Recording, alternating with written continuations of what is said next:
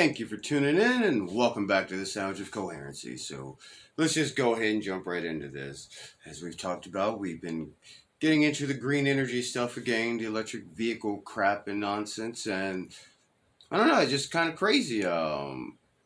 Michigan seems to be the hot spot. Everybody seems to be wanting to build electric vehicle batteries in Michigan. But let's just go ahead and jump right into this, and then we'll talk a little bit about it. Welcome back. We've got a news alert on Ford's electric vehicle plans. Last check had the stock up just under 2%. Let's get to Phil LaBelle. Phil, what's happening? Kelly, Ford confirming what started leaking out over the weekend, that it will be partnering with the Chinese EV battery firm CATL to develop and open a battery plant in south central Michigan. Total investment, $3.5 billion. Now, in order to make sure that the batteries coming out of this plant qualify for EV tax credits, remember, these plants can't be foreign owned in order for the batteries to qualify. Here's the ownership structure. Ford will own and operate this EV battery plant. CATL will be licensing its technology to Ford. So complete ownership to Ford with CATL as the licensee. Opens in 2026, expected to create 2,500 jobs. Lots to discuss about this announcement and this agreement with CATL with Ford CEO Jim Farley. He's coming up next hour exclusively on Power Lunch. We'll talk to him about this investment and really the elephant that's in the room, Kelly, which is how confident can you be that a partnership with a Chinese EV battery firm is not going to face some resistance in Washington, given the environment?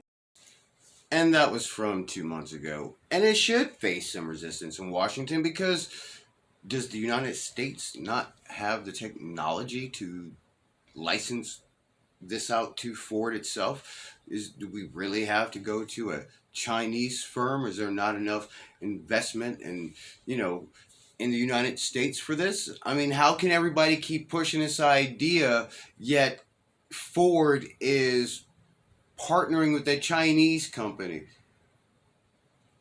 How did, and this is what I'm talking about. The United States, everybody's like, oh, we need it, we got to have it. Well, put forth something. You should have something put forth already so that this can already be put into place. There's no reason for the United States to be reaching out to China to do this. So I want to get into this next bit right here, and I'll just keep it short because this one is from 3 weeks ago. So that's 2 months ago. This is 3 weeks ago. Buying up land across the country, including ag land. But some states, this is so perverse it's hard to believe it's real, are helping the Chinese government replace American manufacturing as well. The governor of Michigan, Gretchen Whitmer, just gave more than $700 million in taxpayer money to fund a massive Chinese battery plant in Big Rapids, Michigan. Residents there are protesting this. Tudor Dixon ran for governor of Michigan. She's host of the Tudor Dixon podcast, and we're honored to have her join us tonight. Tudor Dixon, thank you so much for coming on. This is one of the stories, it's hard to believe it's real. How could Gretchen Whitmer have gotten away with this?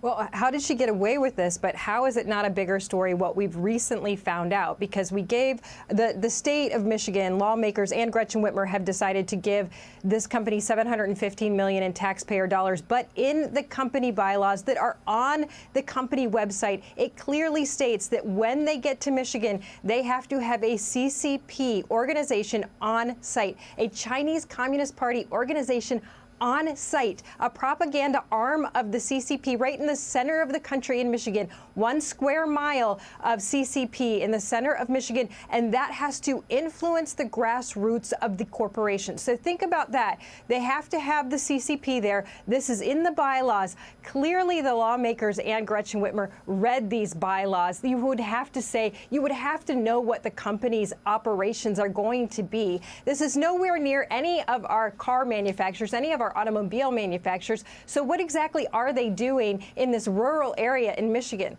But to top it off, we now know that about 250 to 300 will be housed at the local university there. Chinese nationals. These are not going to be American jobs. They're bringing Chinese nationals in to take these jobs, and they will be housed at the local university, where the local university has just so happened to be telling people this is such a good idea, you have to have this corporation here. So how much money are the Chinese going to give the local university?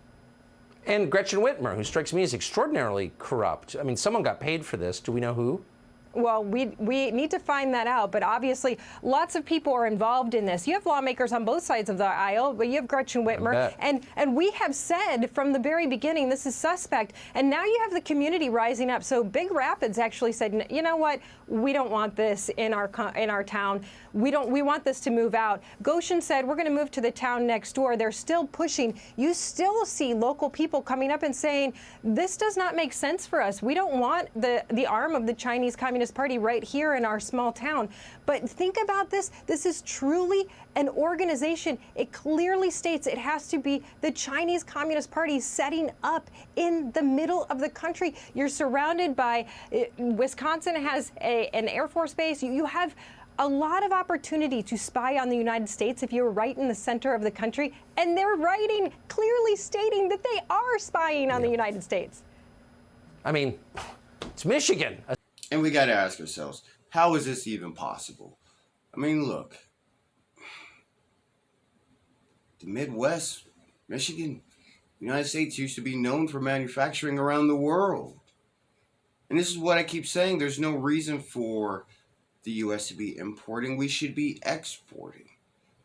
You know, the elites, the cabal of the elite and the whatever it is, whatever conspiracy theory you want to believe, that takes the idea that moving the manufacturing and the technology out of the United States to other countries will hinder the United States' growth. And I mean, conspiracy theory, whatever it is, I don't care. But that is the reality. The greatness of the United States basically stopped when they decided to start moving the manufacturing and production out of the country to other nations. Because as production goes and manufacturing happens, innovations are made for better efficiency, everything else, and everything around it grows. When they pulled it all out of the United States, that growth was done. And if you look at the nations around the world where they stuck it at, they have grown. Granted, their leaders are more corrupt than here in the United States, and the people have not had a chance to advance and don't have the same abilities to advance as they're offered in the United States. It doesn't change the fact that technologically they have outpaced the United States. The United States has some really cool shit, but we'll never get access to it. But as far as for the general public, that is the reality of things, is that the rest of the world has outpaced the United States. I mean, you have to look at such things just to give you a basic idea. Look at the United States failing rail systems. It has not progressed at all. Bullet trains around the world, high-speed trains around the world, they have advanced. The United States has not. There's no reason why the rail system in the United States is the most archaic in the world. But that's just an example. But I thank you for tuning in, and we'll catch you next time.